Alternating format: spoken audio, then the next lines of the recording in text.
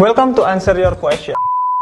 Jangan lupa untuk komentar di bawah supaya kita bisa jawab pertanyaan Anda di video selanjutnya. Dari Cino Jowo, Om Tama, kalau trading di satu aja, OP-nya pakai Vibo saja, apakah bisa untuk menentukan kita OP? Jawabannya adalah kurang, konfirmasinya kurang. Jadi untuk entry itu sebenarnya kita hanya butuh apa sih? Area penting. Area penting di sini tekniknya itu banyak banget. Ada yang menggunakan SMC, ada yang menggunakan order block, ada yang menggunakan supply dan demand, ada yang menggunakan support resistance, Fibonacci, trendline, indikator, dan lain-lain. Itu banyak banget. Jadi kalau hanya satu indikator atau Fibonacci saja itu kurang, karena contoh di USD JPY entry kita waktu live trading Senin sampai Jumat jam 7 malam itu kita bisa lihat bahwa kita menggunakan Fibonacci, kemudian kita cek dengan trendline apakah area pentingnya itu sama kayak Fibonacci. Oh ternyata sama. Support resistennya bagaimana? Areanya juga hampir sama kayak Fibonacci. Berarti 3 konfirmasi menentukan bahwa area tersebut adalah area penting untuk kita entry. Nah, minimal itu ada 3 konfirmasi. Kalau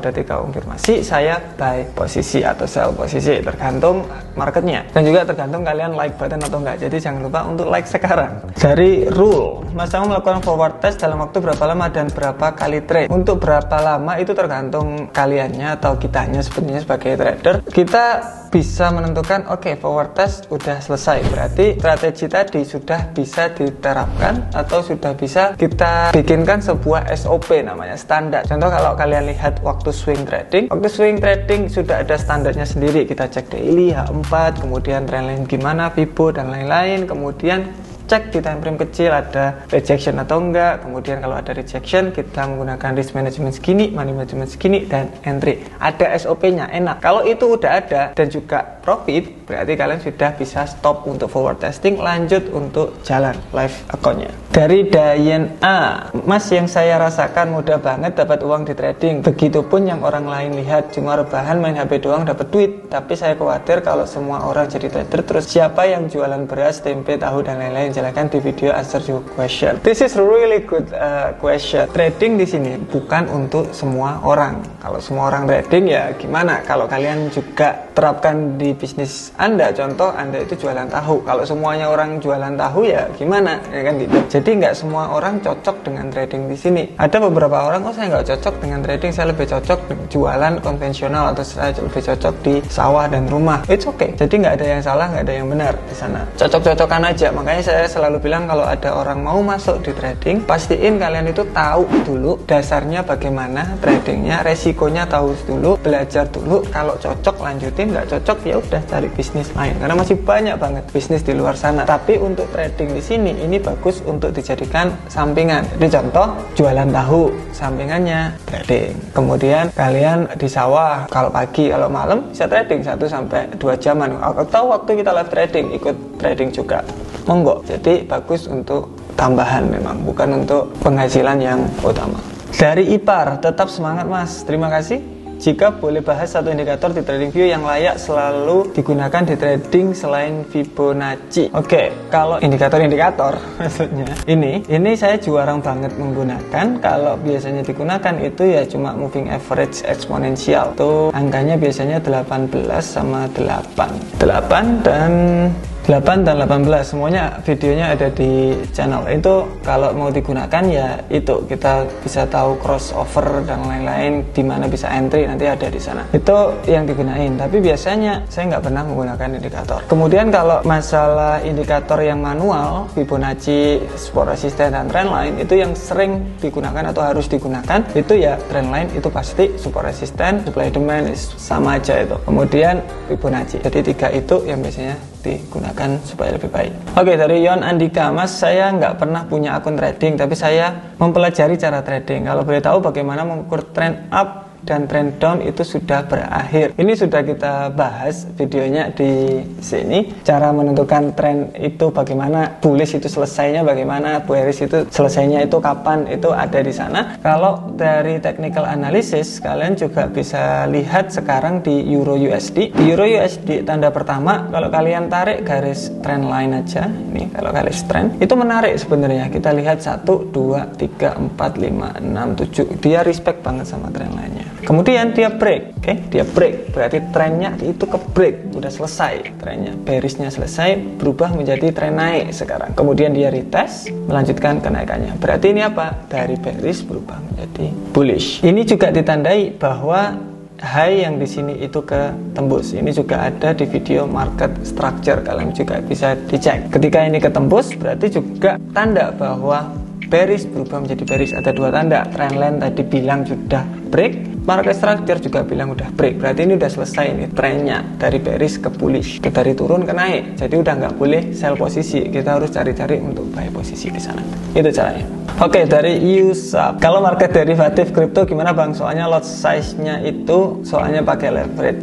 Yap. Kalau saya saranin kalau mau masuk ke derivatif kripto atau future kripto atau CFD kripto itu jangan, karena spreadnya itu gede, mahal banget dari broker, dan pakai leverage. Leverage itu memang bagus untuk membesarkan modal kita, tetapi ketika modal digedein, resiko juga bakalan gede. Makanya kalau derivatif itu high risk high return, kayak trading forex future kayak kita biasanya itu juga katanya bilang high risk high return, ya bener. Kalau kripto itu lebih signifikan lagi karena spreadnya itu gila-gilaan, gede-gedean. Kalau saran saya untuk kripto mending di spot atau tahan, ketika dia naik kita baru sell posisi. Jadi spot, kita beli, kita punya kriptonya, ketika kriptonya itu naik kita jual. Simple as that. Kalau ingin mendapatkan dari buy dan sell-nya agak tricky di kripto, karena bukan masalah technical analysis di sana, tapi masalah tentang bagaimana kebiasaan orang-orang. Sekarang contoh Bitcoin, orang-orang bagaimana nih, takut menjual apa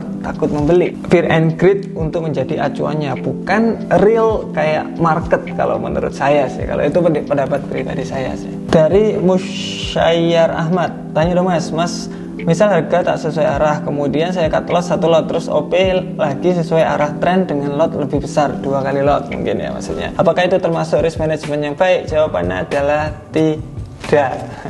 Kenapa? Iya, kalau contohnya Bapak open posisi, gagal, kena cut loss, kemudian dibalik itu jadi sell posisi. Tadi buy posisi, sekarang sell posisi, 2 kali lipat dari sebelumnya, 2 kali lipat. Itu apakah akan terkena TP? Jadi yang pertama risknya 1%, yang kedua risknya 2%. Yang kedua juga terkena stop loss. Berarti malah lebih banyak lossnya. Jadi saran saya backtest dulu strateginya, win rate-nya berapa. Kalau gagal ya sudah. Ini berarti kemungkinan gagal gara-gara ya probabilitasnya memang segini. Saya waktunya gagal ini. Nanti kalau ada entry lagi yang baik, saya bakalan lebih baik lagi. Kalau gagal ya sudah. Seharusnya seperti itu yang bagus. Bukan malah OP dengan 2 kali lipat, itu kurang bagus untuk trading. Oke, dari Amir.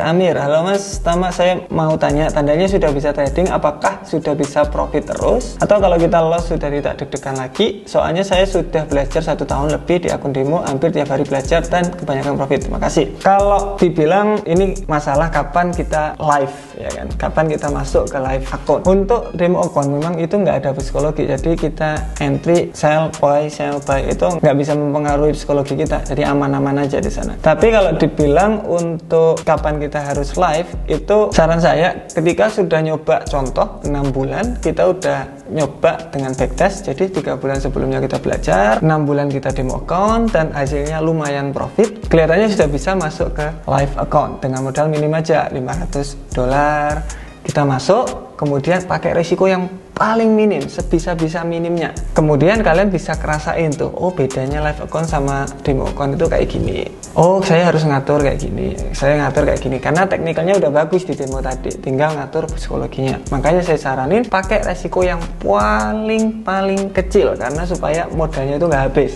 Kalau awal-awal biasanya modal habis soalnya, jadi pakai modal yang paling kecil supaya modal itu nggak habis dulu, sambil live account dibagusin untuk trading psikologinya. Kalau udah bagus, nanti akun itu bakalan nambah sendiri kok nanti. Oke, dari Mr. Viper Project, ada broker yang berani ngasih leverage 1:500, itu gimana mas? Berarti kalau modal 1000 dia bisa ngasih pinjam 1 juta, jadi 500 dikali 1000 berarti 500.000. Ini kalkulasinya salah kan ya Pak Viper Project ini. Oke, untuk leverage di sini sebenarnya nggak begitu pengaruh ya kalau kita bisa ngatur psikologi kita dan money manajemennya. Contoh, uang 1000 kita pakai resiko 1%. Contoh, saya pakai 1%. Apakah leverage di sini pengaruh? Jawabannya adalah nggak ada pengaruhnya di leverage di sini. Kalian pakai leverage 1:50, 1:1000, 1 unlimited juga nggak ada pengaruhnya karena kalian sudah mengatur resikonya tadi di awal. Makanya saya selalu bilang atur resiko terlebih dahulu. Kalian pengen meresikokan berapa? 1% per trading, ya udah itu dilakukan. Kalau kalian masih bingung untuk cara mengatur resiko, saya saranin untuk cek money management, itu penting. Jangan trading dulu sebelum lihat money management.